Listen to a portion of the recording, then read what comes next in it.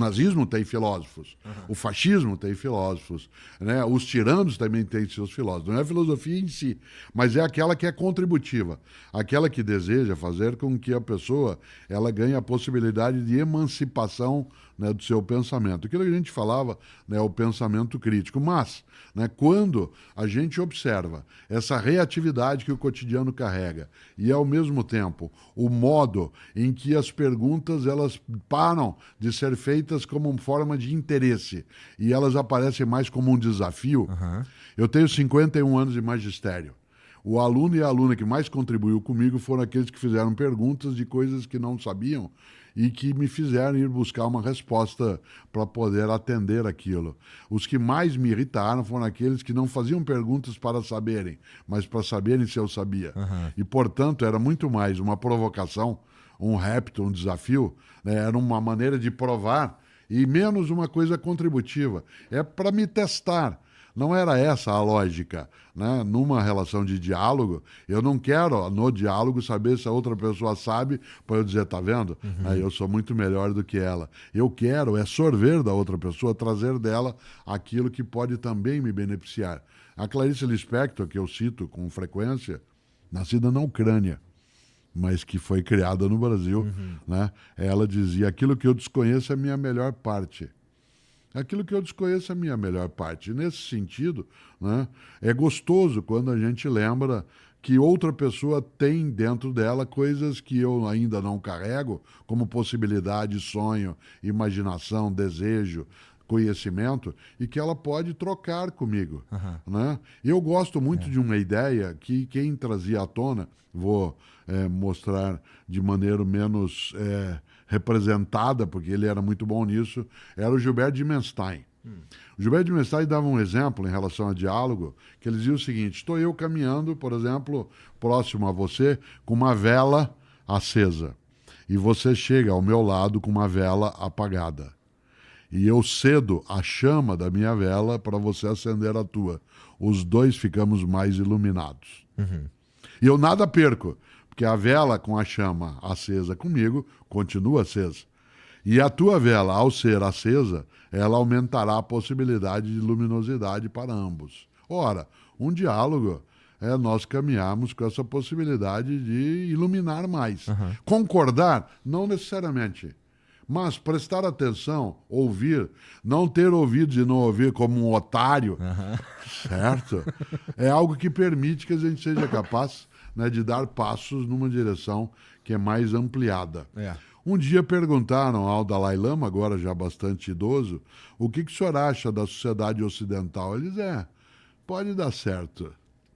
Ora, esse modo pode dar certo, me lembra o que um conterrâneo teu, o Milor Fernandes, que nasceu no Meyer, né? O Milor, ele dizia, a prova de que existe vida inteligente fora do nosso planeta é que eles nunca vieram. É uma boa citação. E a gente, ao perceber que, pelo menos assim, quando eu olho para como a gente se comunica na vida, e eu diria, acho que primariamente nas redes sociais, assim, o jeito que é mais combativo e com pouca possibilidade de, como você disse, não de concordar, mas de estar aberto ao que o outro tem para dizer, para mim, o sintoma que eu gostaria, na verdade tem no DNA desse programa que eu faço aqui, a ideia de que, olha como é possível conversar com as pessoas, por mais que você não concorde com elas, no fim das contas, né? Porque eu realmente acredito que a gente evolui de verdade, ou que a gente evolui mesmo, não necessariamente para melhor, mas quando a gente se coloca mesmo conversando ou estando aberto a ouvir o que o outro tem para dizer, no fim das contas. E nesse sentido, lá no começo, né, então no começo não, mas quando a gente estava falando, você falou de etarismo, que tem o preconceito com o velho, tem o preconceito com o jovem também, eu vou precisar confessar que eu tenho um pouco de preconceito com o jovem. Eu gosto muito mais de conversar com os velhos, mas eu tenho uma razão específica para isso, que é a seguinte, o jovem que, por ser jovem, não viveu tanto, não tem a experiência, não passou por várias coisas que talvez ele passará, acaba tendo, pelo menos as experiências que eu tive, são sempre o jovem, ele tem uma certeza sobre o mundo que ainda é como é algo que precisa ser lapidado pela própria experiência, ou às vezes pelo estudo, no fim das contas. E aí eu tenho um pouco eu vou usar a palavra, eu tenho um pouco de bode, assim, um pouco de tédio de conversar com um cara que tem tanta certeza, sabe?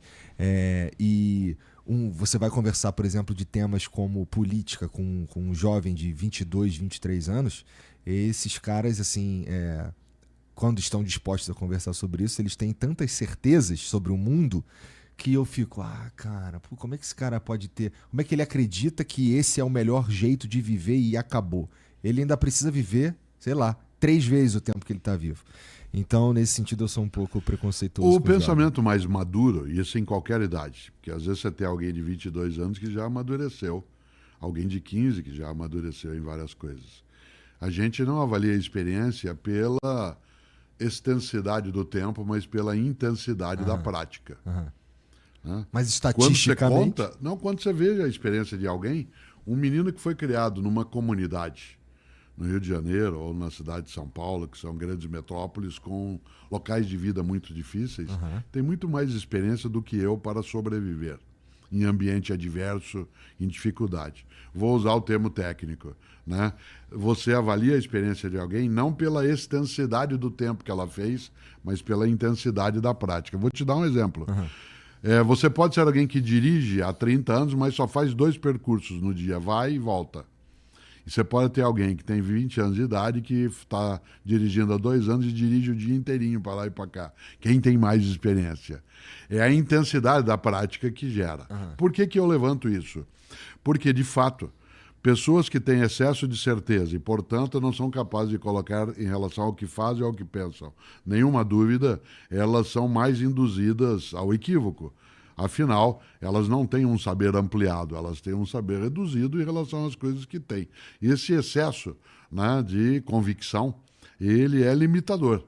Uma pessoa que suponha que o único modo de pensar é como ela pensa, restringe imensamente a possibilidade de ampliar essa própria capacidade. Ora, quando você diz, eu encontro um menino, né, ou a menina de 15, 20 anos de idade, 22, que tem opiniões definitivas, é que a imaturidade, ela se caracteriza em larga escala, em qualquer idade, pela definitividade. Por exemplo, quando você tem 15 anos de idade, tudo é definitivo. Uma espinha na ponta do nariz te leva a ter desejo de desaparecer. A ideia de que não vai passar nunca, né? A ideia de que o tempo ele é algo que você não terá. Você chega... meus filhos mais novos, o Pedro, tem 42 anos. Então, os outros têm 46, 48. Mas quando tinham 15, 16, estou eu chegando em casa da universidade depois de dar aula, 11 da noite, estou entrando em casa, vejo um deles saindo. Onde você vai? Vou para balada, pai. Hoje, num dia de semana, pai, pode ser a última balada da minha vida. Tu metia essa, Pedrão? O que você vai fazer no final de semana? Vou viajar. Você acabou de viajar no feriado. Pai, pode ser a última viagem da minha vida. Essa definitividade, isto é, esse encerramento precoce, ele induz a vários equívocos. Um deles é o excesso, né, de certezas. A ciência avança na dúvida. A certeza auxilia, ela é necessária, mas ela reduz a ficar onde já se estava. Eu só sou capaz de avançar quando eu penso, será que não é outra maneira? Será que não tem uma outra posição? Evidentemente que eu não posso residir na dúvida, porque senão não se age. Mas não posso deixar de tê-la.